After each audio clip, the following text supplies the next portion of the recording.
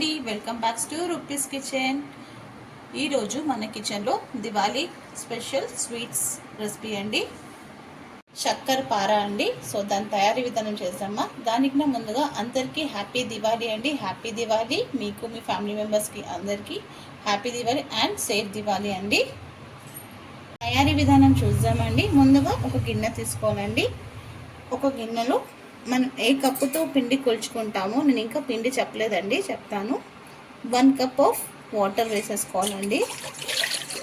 చాలా ఈజీగా అయిపోయే రెసిపీ అండి. సారీ, చేయి పడిపోయిందండి. సో ఏ కప్పులో అయితే నేను వాటర్ తీసుకున్నాను అదే కప్పుతో 1 కప్ ఆఫ్ షుగర్ తీసుకున్నానండి. మనకి దివాళీకి టైం ఉండదు కదండి. సో ఏదైనా త్వరగా ఈజీగా అయిపోయే స్వీట్ రెసిపీ చేయాలంటే ఇది చేసుకోవచ్చండి. ఇది ప్యూర్ గీ అండి. సో 1 కప్పు గీ వేసేసుకుంటున్నాను. ఇప్పుడు మనం ఇది గ్యాస్ మీద పెట్టేసుకొని షుగర్ మెల్ట్ అయ్యే వరకే అండి, కరిగే వరకు. పాకం ఏమి కాదు, ఓన్లీ షుగర్ మెల్ట్ అయ్యే వరకే మనం గ్యాస్ మీద పెట్టి కరిగించేసుకుందాం. ఇది ఇప్పుడు నేను గ్యాస్ మీద పెట్టేసుకున్నానండి. మనకి షుగర్ వాటర్ కావాలండి. సో ఇది షుగర్ కరిగే వరకు మనం పెట్టేసుకోవాలి. ఇది మైదా పిండి అండి, నేను చల్లించుకొని పక్కన పెట్టుకున్నానండి ఒక బేసన్లో. సో దీంట్లో నుంచి ఒక 5 కప్స్, అన్నీ నేను ఒకటే కప్స్ చూపిస్తున్నానండి, మెజరింగ్ కప్. ఇలా మనం ఒక దాంట్లో వేసేసుకోవాలి. నేను 4 కప్స్ తీసుకున్నానండి మైదా పిండి. సో నేను 5 కప్స్ అన్నాను కదా, ఆ 5 కప్స్ 1 కప్పు గోధుమ పిండి అండి. సో గోధుమ పిండి వేస్తే చాలా బాగా టేస్ట్గా ఉంటుందండి. చూడండి, ఇలా మంచిగా బాయిల్ అవ్వాలి. ఇలా గోధుమ పిండి వేసేసుకున్న తర్వాత దీంట్లోనే ఒక 1/2 కప్పు ఉప్మా రవ్వ అండి, బొంబాయి రవ్వ అంటారు, ఉప్మా రవ్వ అంటారు.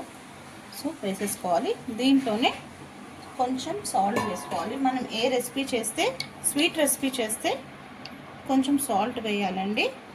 అలానే దీంట్లో ఇలాచీ పౌడర్ ఒక 1 స్పూన్ తీసుకోవాలండి. నేను ఎప్పుడు ఇలాచీ పౌడర్ ఇంట్లో రెడీగానే ఉంటుంది. సో ఒక 1 స్పూన్ ఇలాచీ పౌడర్, ఒక 1/2 స్పూన్ అంతా తినే సోడా అండి వేసి మంచిగా మిక్స్ చేసేసుకోవాలి.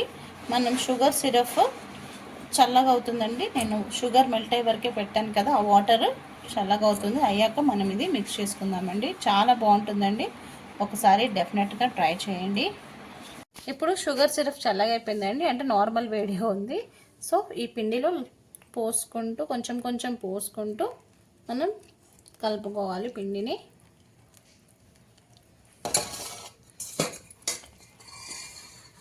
చూసండి, కాలుతుంది. నాకైతే ఇక్కడ గోరువెచ్చగా ఉంది కాబట్టి ఓకే. అయినా వేడి మీద కలపొద్దండి, చల్లగానే. నాకు లైట్గా గోరువెచ్చగా ఉంది. సో ఇలా మనం చపాతీ పిండి ఎలా కలుపుకుంటామో మొత్తం అలానే ఇలా మిక్స్ చేసేసుకోవాలి. నాకు ఇంత పిండి కలిపితే ఒక చిన్న గ్లాస్ అంత వాటర్, ఒక చిన్న గ్లాస్లో టీ గ్లాస్ అంత వాటర్ మిగిలిందండి. సో ఇది వేస్ట్ ఇంకా. సో ఇప్పుడు దీన్ని ఇలా పిండి కలిపేసుకున్నాం కదా, కరెక్ట్గా ఏదో ఇలా ఉండాలండి పిండి. మనం కలిపే పిండి ఇలా లోపల ఇలా పొరగా ఉంటేనే పర్ఫెక్ట్గా చక్కెర పారకి పిండి కరెక్ట్గా ఉందండి. సో ఇప్పుడు దీన్ని ఒక 1 అవర్ రెస్ట్ ఇచ్చాక చేస్తామండి. ఇప్పుడు ఈ పిండిని మనం కవర్ చేసేసుకోవాలండి. ఇలా ఒక 1 అవర్ అయ్యాక నానిపోయిందండి పిండి. దాంట్లో నుంచి ఇంత ముద్ద తీసుకొని కరెక్ట్గా రౌండ్గా చేసుకోవాలండి. అలా రౌండ్ షేప్ ఇవ్వాలి. ఇలా రౌండ్గా చేసుకొని కొంచెం కొంచెం పిండి వేసుకోవాలండి. మనం చపాతీకి ఎలా వేసుకుంటామో పిండి అలానే వేసుకోవాలండి. వేసుకొని ఇలా బెలాయించేసుకోవాలి. థిక్నెస్గానే తీసుకోవాలి, ఎక్కువగానే తీసుకోవాలండి పిండి.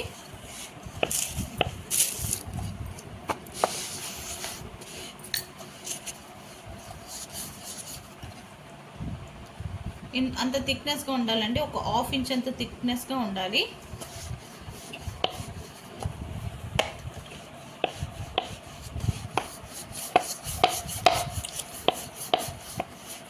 అలా రౌండ్గా చేసేసుకోవాలండి కంప్లీట్గా. ఇలా బెలైన్ చేసుకోవాలండి. ఇప్పుడు మళ్ళీ దాని లోపల కొంచెం పొడిపిండి వేసుకొని మనం ఫోల్డ్ చేసుకోవాలండి. ఇటు ఒక ఫోల్డ్, అటు ఒక ఫోల్డ్, రెక్టాంగిల్గా ఫోల్డ్ చేసేసుకోవాలి. ఫోల్డ్ చేసుకున్న తర్వాత 2 సైడ్స్ ఫోల్డ్ చేసుకున్న తర్వాత అలా మనం ఫోల్డ్ చేసుకోవాలండి.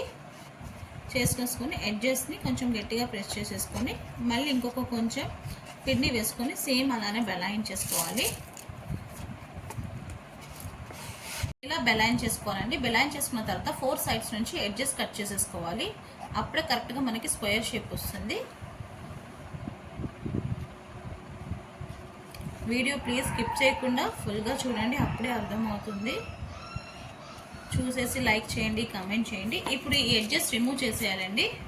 ఇలా 4 సైడ్స్ కట్ చేసేసుకున్న తర్వాత ఎడ్జెస్ని ఇప్పుడు లైన్గా కట్ చేసేసుకోవాలండి. లైన్గా కట్ చేసేసుకొని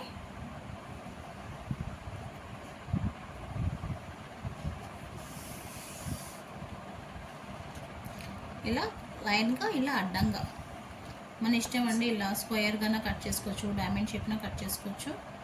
సో ఇలా కట్ చేసేసుకొని అంతా ఇలా పక్కన వచ్చేసుకోవాలండి. ఇప్పుడు నేను అన్నీ ఒకటేసారి చేసుకున్నాక మీకు ఆయిల్ ఎలా ఫ్రై చేసుకోవాలో చూపిస్తాను. ఈ థిక్నెస్లో ఉండాలండి, చూడండి ఈ థిక్నెస్లో ఉండాలి. ఇలా అన్నీ కట్ చేసుకొని పక్కన ఉంచేసుకోవాలండి. అది మీకు చూపించాను కదా అలా. నేను చేస్తున్నానండి, పక్కన మా మద్దలు చేస్తుంది, మేమిద్దరం కలిసి చేసుకుంటున్నాము.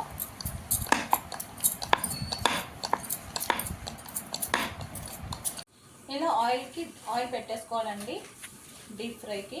ఇలా అన్నీ కట్ చేసేసుకున్నాను. అన్నీ ఒకటేసారి చెప్పాను కదా, అన్నీ ఒకటేసారి ఫ్రై చేసుకుంటాను. ఇలా కట్ చేసుకున్న ఒకటి వేసి చూస్తాను ఆయిల్ కాగిందా లేదా అని చెప్పేసి ఇప్పుడు అన్నీ వేసేస్తున్నానండి. ఇలా అటాచ్ ఉంటే కూడా పర్వాలేదు, ఆయిల్లో వేయగానే వెళ్ళిపోతుందండి. ఇలా వేసేసుకోవాలండి. వేసేసుకున్న వెంటనే మనము గంట పెట్టి కలపొద్దు, అదే కొంచెం మెల్లగా టర్న్ అవుతుందండి. ఒక 5 మినిట్స్ తర్వాత మెల్లగా మనం తిప్పేసుకుందాం. ఇంకా అయిపోయాక నేను చూపిస్తాను. ఇటు అటు ఒక 5 మినిట్స్ తిప్పేసుకుంటే అయిపోతుందండి. చాలా ఈజీ రెసిపీ అండి. ఫెస్టివల్ టైంలో ఇంకా చాలా ఈజీ రెసిపీ అండి. ఇలా ఫ్రై చేసుకోవాలండి. మనం షుగర్ వేసాం కదండి, త్వరగానే బ్రౌన్ కలర్కి వచ్చేస్తుంది. ఇంకా మనం మైదా పిండిలో వేసాం కాబట్టి కూడా కలర్ చాలా బాగా కనిపిస్తుంది. అదే మనం అంటే నేను గోధుమ పిండి కూడా వేసాను కదా, మొత్తం కంప్లీట్గా గోధుమ పిండిగా వేస్తే అది ఇంకా డార్క్నెస్గా వస్తుంది. సో చాలా ఈజీ రెసిపీ అండి ఇది. సో వీడియో ఎక్కడ స్కిప్ చేయకుండా ఫుల్ వీడియోగా చూడండి. ఇది మీ సైడ్ ఏమంటారు నాకు కమెంట్స్లో కూడా చెప్పండి. మా సైడ్ అయితే చక్కెర పార అంటారు. సో మీ సైడ్లో ఏమంటారు నాకు కూడా చెప్పండి కమెంట్లో.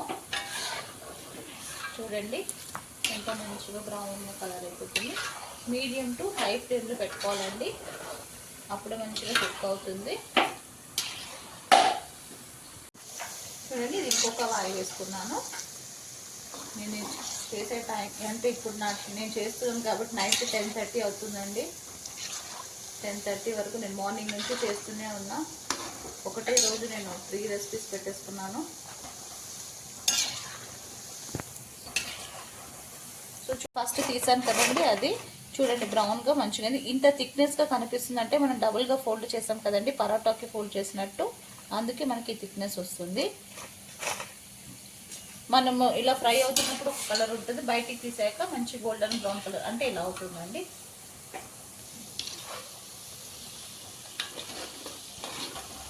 అయిపోయిందండి శక్కరపార రెసిపీ.